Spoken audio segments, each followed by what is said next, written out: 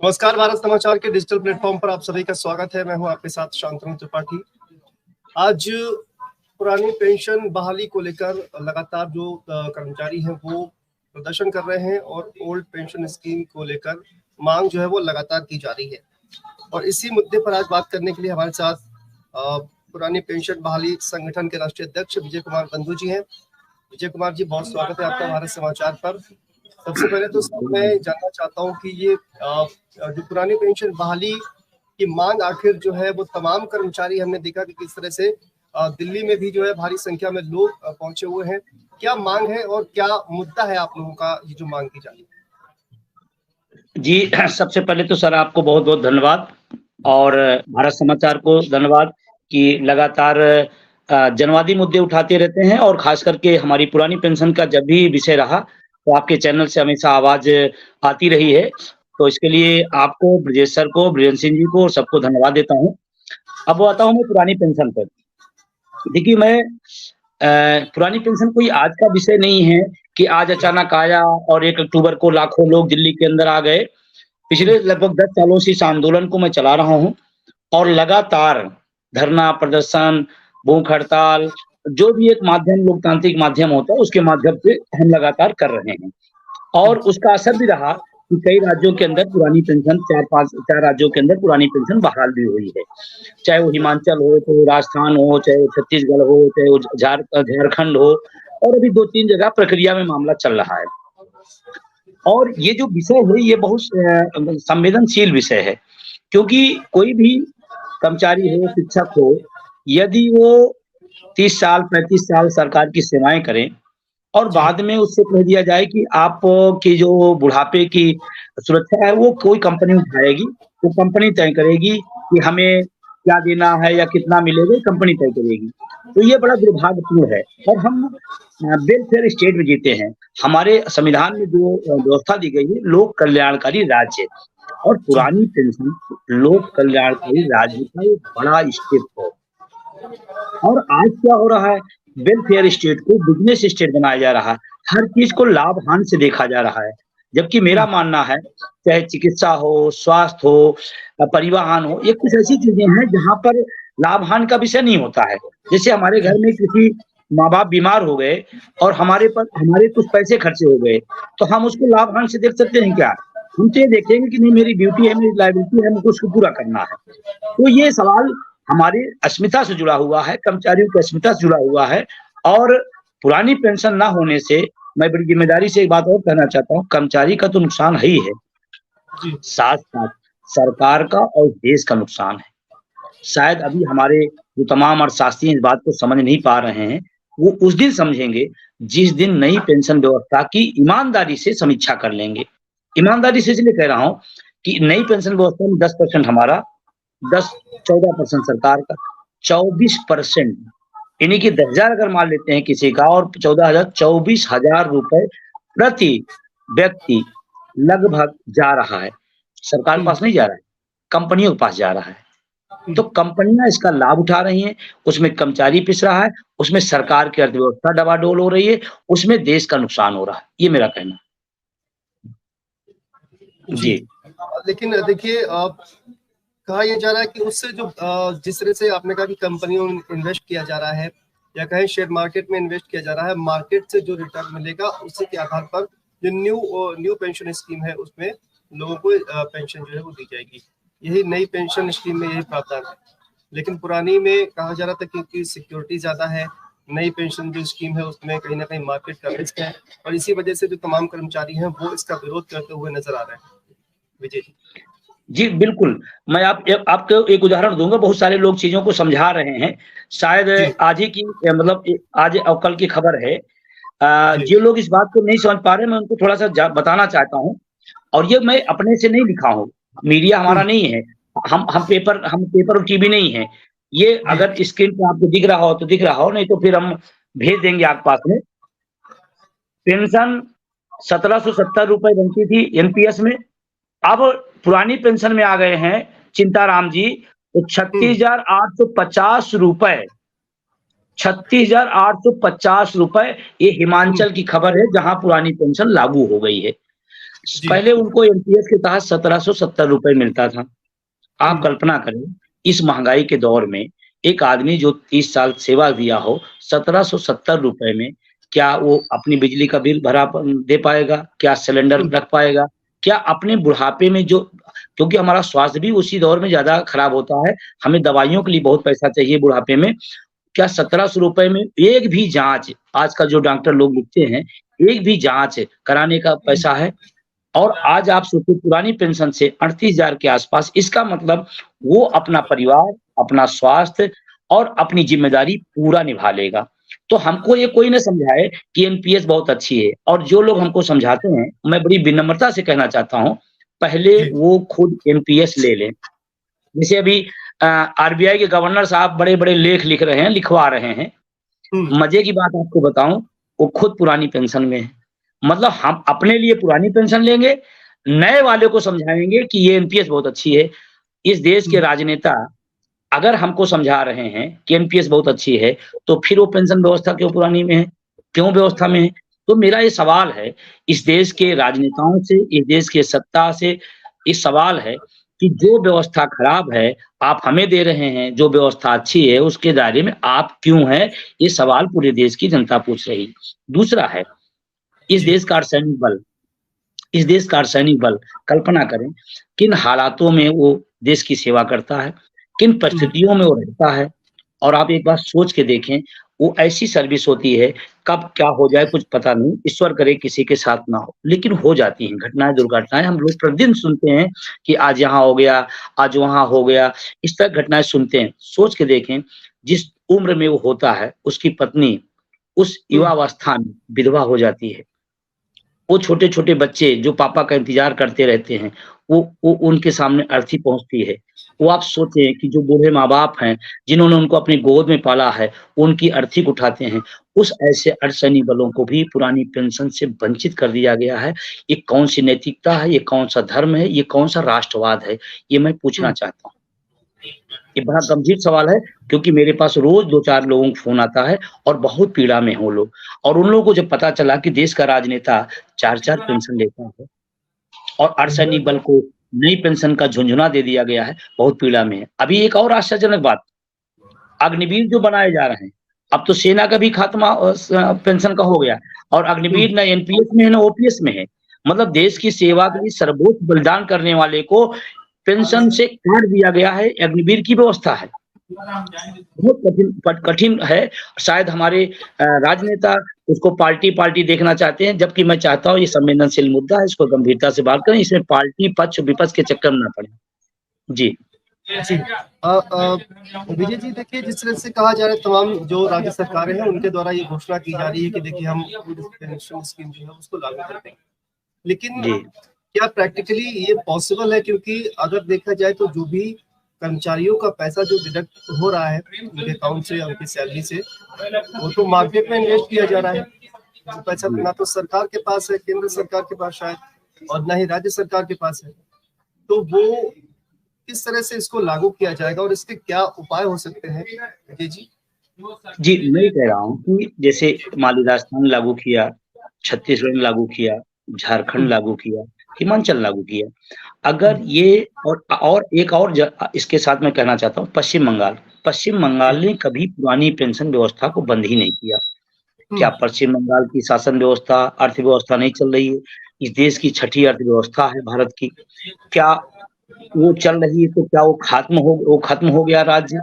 वो एक ऐसा राज्य है जिसने पुरानी पेंशन व्यवस्था बंद ही नहीं की, इसका मतलब नई पेंशन व्यवस्था लागू नहीं, वो भी चल रहा है। और जो ये राज्य भी नए-नए हम लोगों के अटेवा एवं ओपीएस के संघर्ष से इन राज्यों में पुरानी पेंशन बहाल हुई है, तो अगर 4 राज्य पेंशन बहाल कर सकते हैं, तो देश की सरकार क्यों नहीं कर सकती? मैं यही जानना चाहता हूँ। मैं तो आपके माध्यम से निवेदन करना चाहता हूँ कि भारत सरकार बताए कि क्यों नहीं कर पा रहे? अगर राज्य सरकारें कर सकती तो इसका मतलब संसाधन तो सेंटर के पास ज़्यादा होता है, फिर क्यों नहीं कर पा रहे हैं? तो हमारा मैं वही आपसे पूछना चाह रहा था कि अगर राज्य सरकार चाहे तो क्या जो ओल्ड पेंशन स्कीम है उसको लागू कर सकती है? उसका जो भी पैसा होगा, जो बजट होगा, वो अलॉट किया जा सकता है, यही मैं आपसे जानना चाहता हूँ। जी, मैं बस जानकारी बताना चाहता हूँ। राज्य सरकार के लिए राज्य सरकार के कर्मचारियों, शिक्षकों के लिए राज्य सरकार जिम्मेदार है, केंद्र सरकार के लिए केंद्र जिम्मेदार है। इसीलिए 1 जनवरी 4 को जब पेंशन व्यवस्था बंद की गई केंद्र में, तो अलग-अलग राज्यों में अलग-अलग डेट मिलेंगी। अगर अगर अनिवार्य होता, तो एक डेट में एक साथ लागू होता। उत्तर प्रदेश में 1 अप्रैल 5 लागू हुआ, उत्तराखंड में अक्टूबर 5 लागू हुआ, बिहार में अलग डेट में लागू हुआ, अलग-अलग राज्यों में अलग। इसका मतलब राज्य अपने कर्मचारी को दे सकता है, सेंटर अपने कर्मचारी को दे सकता है और इसी विषय पर 4 राज्यों में वापस आई है। तो ये सवाल अब नहीं रह गया कि केंद्र के कर्मचारी केंद्र देगा, राज्य कर्मचारी को राज्य देगा, इसमें कोई दो राय नहीं है। और दूसरी जो टेक्निकली बात बताएं आपको, देखिए जो केंद्र सरकार ने इसको लागू किया, तो केंद्र सरकार ने वैकल्पिक दिया था राज्यों को, वैकल्पिक दिया था कि आप चाहे तो लागू करें, चाहे तो ना लागू करें। उसके नतीजे में पश्चिम बंगाल, त्रिपुरा और केरला में शुरुआती दौर में पेंशन पुरानी चल रही थी। बाद में त्रिपुरा बीजेपी सरकार आई, बाद में केरला में, बाद में लागू किया गया। अभी 18 में वहां त्रिपुरा में तो 18 में लागू हुआ है। नई पेंशन व्यवस्था त्रिपुरा में 18 में लागू हुआ है। तो इसका मतलब है कि केंद्र अगर चाहता और अगर नहीं होता, नियम एक होता, तो फिर पश्चिम बंगाल में कैसे पेंशन चली, वो भी हमारे ही देश में है। इसका मतलब राज्य का है, सेंट्रल का है। जी बिल्कुल। तो अब चूंकि आप केंद्र सरकार से भी ये मांग कर रहे हैं कि ये जो पूरी व्यवस्था है उसको खत्म कर दिया जाए। जी, हम देखिए भाई, वोट मांगने विधायक के भी लोग आते हैं, वोट मांगने सांसद के भी आते हैं, वोट मांगने मुख्यमंत्री और विपक्ष के लोग भी आते हैं, वोट मांगने प्रधानमंत्री और तमाम लोग आते हैं। तो क्या हम प्रधानमंत्री से गुजारिश नहीं कर सकते? हम गुजारिश करेंगे, हम देश के प्रधानमंत्री हमारे हैं, हम उनसे निवेदन करेंगे कि सर ये राज्य का जो खेल चल रहा है, इससे बेहतर है कि सेंट्रल अगर लागू कर देता है तो सारे लोगों के लिए अच्छा विकल्प हो जाएगा। और सारे लोग जब उसी को मांग रहे हैं, और कभी-कभी लोकतंत्र में कभी-कभी इस संविधान में संशोधन क्यों हुए हैं? इतने सारे संशोधन क्यों हो गए हैं? इसका मतलब संविधान बना था, समय-समय पर उसकी जरूरत पड़ी, तो समय-समय पर संशोधन हुए। अब अगर देश के लोग 1 करोड़ लोग हैं, एनपीएस में आपकी जानकारी बता, लगभग 1 करोड़ लोग हैं। 1 करोड़ परिवार, उनसे जुड़े 5 लोग, 5 करोड़ लोग अगर इस देश में ये कह रहे हैं कि एनपीएस हमारे लिए खराब है, ओपीएस हमारे लिए अच्छा है, तो ओपीएस आप लागू कर दो। लेकिन उसमें तर्क जो दिया जाता है, क्या दिया जा रहा है कि 2 तरह की बातें थोड़ा-सा समझना है, अपने दर्शकों को भी मैं कहूँगा। 2 तरह, एक तरफ ये कहा जाए कि एनपीएस में बहुत मिलेगा और हर कर्मचारी कह रहा मुझे बहुत नहीं चाहिए, हमें करोड़ों नहीं चाहिए, हमें कम वाली पुरानी वाली दे दीजिए। एक तरफ आप कह रहे हैं कि बहुत मिलेगा, वो कह रहे हैं नहीं मुझे चाहिए नहीं। दूसरी तरफ आप फिर दलील देते हैं कि अर्थव्यवस्था बहुत खराब है, पैसा बहुत चला जाएगा। एक तरफ कहते हैं आप दुनिया की 5वीं आर्थिक महाशक्ति बन रहे हैं। जब आर्थिक महाशक्ति बन रहे हैं, तो इस देश के कर्मचारियों, शिक्षकों को उस पर हक क्यों नहीं बनता है? 2 तरह की बातें हो रही हैं। तो मैं बड़ी विनम्रता से उत्तर प्रदेश सरकार सहित पूरे देश की सरकार से मैं निवेदन करना चाहता हूं कि एक डिमांड है और ये कोई भीख नहीं है, ये संवैधानिक हक है हमारा। और तो आगे क्या प्लान है आप लोगों का? देखिए लगातार आप लोग प्रदर्शन कर रहे हैं, क्या किसी सरकार के प्रतिनिधि से आपकी बातचीत हुई है इसको लेकर अभी तक? जी, बिल्कुल मैं बताता हूँ, लेकिन एक बात जरूर करूंगा कि आज हमारे आदरणीय मुख्यमंत्री जो हैं माननीय योगी आदित्यनाथ साहब हैं, 2013 में उन्होंने हमारे पक्ष में शानदार पत्र लिखा था और वो पत्र में इतनी भी डिमांड किए थे जितनी हमने भी नहीं की। उन्होंने कहा, मनमोहन सिंह तत्कालीन प्रधानमंत्री थे, उन्होंने कहा कि प्रधानमंत्री जी ये न कर्मचारी हित में है, न प्रदेश हित में है, न देश हित में है और बहुत आक्रोश है कर्मचारियों में और शिक्षकों में, अतः पुरानी पेंशन बहाल की जाए। साथ ही जो एनपीएस में पैसा गया है उसको विथ ब्याज वापस करें। ये माननीय मुख्यमंत्री जी वर्तमान उनका पत्र है। तो क्या विपक्ष में जब आप थे तो पुरानी पेंशन और गणराज्यों का पक्ष अच्छा था, आज आप खुद सक्षम हैं तो आप नहीं आ रहे हैं। केशव प्रसाद मौर्य साहब हमारे डिप्टी सीएम हैं, इन्होंने पत्र लिखा था। माननीय रक्षा मंत्री राजनाथ साहब हैं, इन्होंने पत्र लिखा था कि ये पुरानी पेंशन अच्छी है और कर्मचारियों का हक है, इसको मिलना चाहिए। तो आज जब हम सत्ता में बैठे हैं तो वो जो लिखी हुई बात है उसी को हम क्यों नहीं मान रहे हैं, उसी को हम क्यों नहीं फॉलो कर रहे? मैं आपसे बताना चाहता हूँ, इस तरह की तमाम चीजें कह करके देश के जो हमारे राजनेता हैं उनका इकबाल खत्म हो रहा है कि लिखना कुछ, कहना कुछ, बताना और देना कुछ, ये इकबाल खत्म हो रहा, हमारी राजनीतिक व्यवस्था के लिए दुर्भाग्यपूर्ण है। अब आपने दूसरा सवाल पूछा कि आगे क्या रणनीति है। अभी 1 अक्टूबर को आप सबने हमको लगता है कि देखा होगा, जो जी, रामलीला मैदान दिल्ली में, मैं आपको बड़ी ज़िम्मेदारी के साथ कहता हूँ, मैं उसका राष्ट्रीय अध्यक्ष पूरे देश के आंदोलन का नेतृत्व कर रहा हूँ। जी। 1 अक्टूबर का जो भाग दिखा है रामलीला का, वो 1 भाग है। 3 भाग 3 भाग दिखा ही नहीं, वो बाहर था। हुँ, क्योंकि लगभग 11 बजे रामलीला फुल हो गया, उसकी गेट बंद कर दिया गया प्रशासन द्वारा, सारे हुँ, लोग बाहर थे, 3 भाग बाहर था। और मैं शिक्षक कर्मचारी जो ट्रेड यूनियन बोला जाता है, मैं उसकी जानकारी हुँ, बताऊँ, कि भारत नहीं, पूरी दुनिया का सबसे विशालतम प्रदर्शन 1 अक्टूबर था। और इस बात को हम नहीं, जो बड़े-बड़े आपके मीडिया के लोग हैं, तमाम सारे स्वतंत्र पत्रकार हैं, वो सारे लोग बोल रहे हैं, इतनी हुँ, बड़ी भीड़ दिल्ली क्यों गई? हुँ, इसलिए गई कि प्रधानमंत्री जी आपने बहुत बड़े-बड़े निर्णय लिए हैं, एक निर्णय नौजवानों के पक्ष में लीजिए।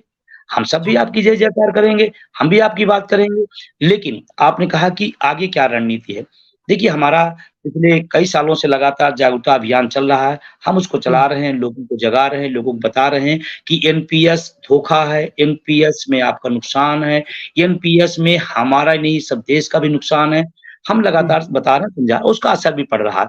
हम इसको लेकर के एक वोट फॉर ओपीएस का अभियान चला रहे हैं। हुँ। वोट फॉर ओपीएस, जो पुरानी पेंशन की बात करेगा, उसके पक्ष में वोट जाएगा। अब अच्छा, अगर उत्तर प्रदेश अब विजय जी, अगर यूपी सरकार आपकी मांगे मान लीजिए मान लेती है, तो क्या ये जो प्रोटेस्ट हो रहा है, प्रदर्शन हो रहा है, ये आप खत्म कर देंगे या फिर केंद्र सरकार से ही आप ये एश्योरेंस क्यों नहीं? लेना चाहते अगर हैं? अगर हमारी बात मानी जाती है तो प्रोटेस्ट क्यों नहीं खत्म करेंगे? भाई पुरानी हुँ, पेंशन के लिए हम प्रोटेस्ट कर रहे हैं, अगर सरकार हमारी बात मान लेती है तो अच्छी बात है, हम स्वागत हुँ। करेंगे उसका, हम धन्यवाद देंगे उनका नहीं, और ये लेकिन अच्छा प्रोटेस्ट में निर्णय तो होगा। कई राज्यों के जो लोग हैं वो तो वहाँ पहुँचे हुए थे ना। नहीं, पूरे कई हम राज्यों केंद्र के। सरकार नहीं, हम कह रहे जहाँ जिन राज्यों में लागू हो गया वहाँ प्रोटेस्ट नहीं हो रहा है। लेकिन जी, देश में जिन राज्यों में नहीं लागू वहाँ प्रोटेस्ट चल भी रहा है और चलता भी रहेगा, आगे भी बढ़ेगा और हमारा हुँ। अभियान वोट फॉर ईपीएस का वो जारी रहेगा, इसमें कोई दो राय नहीं है। सरकार की तरफ से ये दलील दी जाती है कि देखिए न्यू पेंशन स्कीम में जो कर्मचारियों का एक भाग है, उसको मार्केट में हम इन्वेस्ट करते हैं और उसके बाद उससे जो है जो भी फायदा होता है वो न्यू पेंशन के जरिए लोगों को दिया जाता है। कर्मचारी जो है उनको ये लगता है कि हमको ज्यादा पैसा नहीं चाहिए, जैसा कि आपने कहा, हमको एश्योरेंस चाहिए। रिस्क है मैं न्यू पेंशन स्कीम में, मैं लेकिन मैं बता पुरानी रहा हूँ पेंशन एश्योरेंस है। न्यू पेंशन स्कीम जो एनपीएस है वो हम्म, एक्चुअली पेंशन है ही नहीं। वो ये हम्म, स्कीम है, स्कीम कभी शुरू हो सकती है, कभी बंद हो सकती है, कितना मिलेगा, कौन देगा, कितना देगा, ये कोई चीज़ उसमें क्लियर नहीं है। तो जो हम्म, चीज़ पेंशन व्यवस्था है ही नहीं, उसको हम नहीं लेंगे, पहला काम। दूसरा हम्म। इन्वेस्टमेंट है। अच्छा, मैं आपसे बड़ी अच्छा, बड़ी ज़िम्मेदारी से कहना चाहता ये हूँ। पेंशन व्यवस्था नहीं है, आपको आपका ये कहना है। बिल्कुल, ये बिल्कुल पेंशन नहीं। व्यवस्था ना होकर एक स्कीम न्यू जो कि पेंशन कर्मचारी स्कीम, के नो ऊपर पेंशन स्कीम, लागू की जा रही है। नो पेंशन स्कीम है वो पेंशन ही हुँ, नहीं है। हुँ, और रही बात इन्वेस्ट की जो बात कर रहे हैं कि शेयर में, मैं आपको बड़ी ज़िम्मेदारी से कहता हूँ, हम लोग गाँव से जुड़े लोग हैं। जी, 98% इस देश का, चाहे वो पढ़ा-लिखा हो, चाहे गाँव का हो, 98% शेयर मार्केट से मतलब नहीं रखता। 1-2% होंगे, रखते होंगे, लाभ हुँ, लेते होंगे, मैं नहीं कहता हूँ, लेकिन 98% आदमी इससे बाहर है। वो कहता है कि जो हमारा जो पैसा है, वो सरकार रखे। वो हुँ, 8 बजाय हमको 7% देती है। किसान विकास पत्र है, पीपीएफ खाता है, सरकार की तमाम सारी योजना है। वो शेयर हुँ, मार्केट में लगाने के बजाय वो सरकार की जो सरकारी योजना है, कम के बाद भी उसमें पैसा लगाता है। आज हुँ, भी आप गाँव में चले जाइए, लोग कहते हैं भई सरकार का ये किसान विकास पत्र है, इसको ले लेगा। वो एनएससी ले लेता है, कहते कम है कोई बात नहीं, सरकार की है, गारंटेड है, कोई दिक्कत नहीं, कम होगा। इस भाव से हमारा देश का जो नागरिक को जीता है, फिर उसके हुँ, पैसे को ज़बरदस्ती लेकर के शेयर मार्केट में क्यों लगाया जा रहा है? मैं ये जानना चाहता हूँ। क्या अच्छा उस शेयर मार्केट से क्या फ़ायदा हो रहा है? किसका फ़ायदा हो रहा है? ये भी तो आकलन करें। एक सवाल और ये मैं आपसे कहना चाहता हूँ, पेंशन जी, बंद हुई, तो कहा गया कि भार बहुत है इसलिए पेंशन, तो जो पैसा बचा पेंशन बंद होने से, आज लगभग 19 साल होने जा रहे हैं, वो हुँ, पैसा कहाँ गया? वो पैसा कहाँ लगा? किसके हित में लगा? अगर पैसा बचा तो लगा कहाँ? ये भी आप तो जानना चाहते हैं। और ये जो पैसा हमारा 24% जा रहा है, हमारा और सरकार का, ये 24% पैसा कौन ले जा रहा है? और एक चीज़ और से बताएँ आपको, ये छोटा-मोटा पैसा नहीं, 80 लाख लगभग लोग, अब क्योंकि 4-5 राज्यों में लागू हो गया, नहीं तो 1 करोड़ का मोटा-मोटा आंकड़ा था। 1 करोड़ लोग, अगर 24% पैसा हर महीने जा रहा है, वो पैसा कहाँ जा रहा है? क्यों जा रहा है? और उसका उसका मजे की बात है कि पीएफआरडीए बिल में गवर्नमेंट शब्द नहीं है, उसमें ट्रस्ट लिखा है। और गवर्नमेंट और ट्रस्ट दोनों में जमीन आसमान का अंतर, इस बात को आप भी समझते होंगे। ट्रस्ट क्या होता है और गवर्नमेंट क्या होती है, वो दोनों चीजें हैं। और ये इसमें ट्रस्ट लिखा हुआ है, ट्रस्ट जिम्मेदार होगा, गवर्नमेंट जिम्मेदार नहीं होगी। तो आप लोगों की अभी तक कोई वार्ता हुई है इसको लेकर सरकार के देखिए, वार्ता में मैंने कहा कि आंदोलन कोई अचानक आज नहीं शुरू हुआ है। कई बार वार्ता हुई, प्रदेश सरकार में हुई, केंद्र सरकार में हुई। पिछली बार जब जेटली साहब बीमार थे तो उस समय पीयूष गोयल साहब को वित्त मंत्री राजनाथ जी से हम लोग जाके मिले, सदन के अंदर मिले, पीयूष गोयल साहब से अपनी बात रखे। या जो भी पिछली बार जब हम वहाँ दिल्ली गए तो वहाँ पर कृषि मंत्री से मुझसे हमारी वार्ता हुई, उन्होंने कहा मैं इस पर जल्दी कोई निर्णय लूंगा, सरकार से मैं इसके आपकी पक्षकारी करूंगा। लेकिन हो क्या जिस तरह से आपने प्रदर्शन किया है वहां पर, उसके बाद से किसी तरह की बातचीत हुई है क्या, कोई कम्युनिकेशन? नहीं, कम्युनिकेशन उसी समय जब हमारा कार्यक्रम चल रहा था तो प्रशासन तरफ से आया कि आपका क्या डिमांड है, आपकी क्या है, तो प्रशासन अपने हिसाब से उसको डिमांड ले गया। हमको लगता है कि ये सरकार जो वर्तमान में है, थोड़ा सा इसका जो नेचर है वो शिक्षक कर्मचारी विरोधी है। उनको लगता है कि हम पता नहीं क्यों, जबकि मैं बड़ी विनम्रता से कहना चाहता हूँ, सरकार का आंख, नाक, कान यही शिक्षक कर्मचारी होता है। सरकार की जितनी योजनाएं हैं, सबको जमीन पे उतारने का यही काम करता है। सारी योजनाओं को नीचे तक ले जाने का काम यही करता है। मैं आपसे और एक बात बताऊं, पेंशन, विधवा पेंशन, विकलांग पेंशन, बेसहारा पेंशन, पता नहीं कितनी सारी पेंशन बनी हुई है, ठीक है, अच्छी बात है। उन पेंशनों को जमीन पे ले जाने का काम यही कर्मचारी करता है और वो खुद पेंशन नहीं पाएगा। जो हजारों लोगों को पेंशन की व्यवस्था करता है, वो पेंशन से वंचित है। मतलब ये कमाल की चीज है। जी, ठीक है। तो जो आपका प्रदर्शन है, यदि आपका कहना है कि यदि आपकी जो मांगे हैं वो नहीं मानी जाती हैं तो प्रदर्शन जो है वो लगातार चलता रहेगा? जी, बिल्कुल जारी रहेगा। और अलग-अलग माध्यम है, अलग-अलग आंदोलन के तरीके हैं। और अभी जो वोट फॉर ओपीएस का अभियान है, 3-4 राज्यों के अंदर जो चुनाव विधानसभा के हैं, पूरी टीम उसमें हमारी लगी हुई है और वोट फॉर ओपीएस चलाएँगे। और ये हमारा हक है, हम किस मुद्दे वोट देंगे, हमारा हक बनता है। हमारा वोट हमारे मुद्दे पे जाएगा, इसमें कोई दो राय नहीं। चलिए विजय जी, उम्मीद है कि आपकी जो बातें हैं तमाम वो सरकार तक पहुंचेगी और आपकी जो बातचीत है उसका रास्ता भी साफ होगा और आपकी जो तमाम बातें हैं उनको भी सरकार समझने का प्रयास करेगी, ऐसी उम्मीद है। बहुत बहुत शुक्रिया भारत समाचार से जुड़ने के लिए, बातचीत करने के लिए और अपनी जो तमाम बातें हैं उनको बिंदुवार रखने के लिए। बहुत बहुत शुक्रिया विजय जी, हमसे बात करने। आपको भी बहुत धन्यवाद। लेकिन एक साथ बहुत जरूर कहूंगा, 24 को लोकसभा का सबसे बड़ा मुद्दा पुरानी पेंशन बनेगा, इसमें कोई दो राय नहीं। जी, धन्यवाद। Okay, thank you.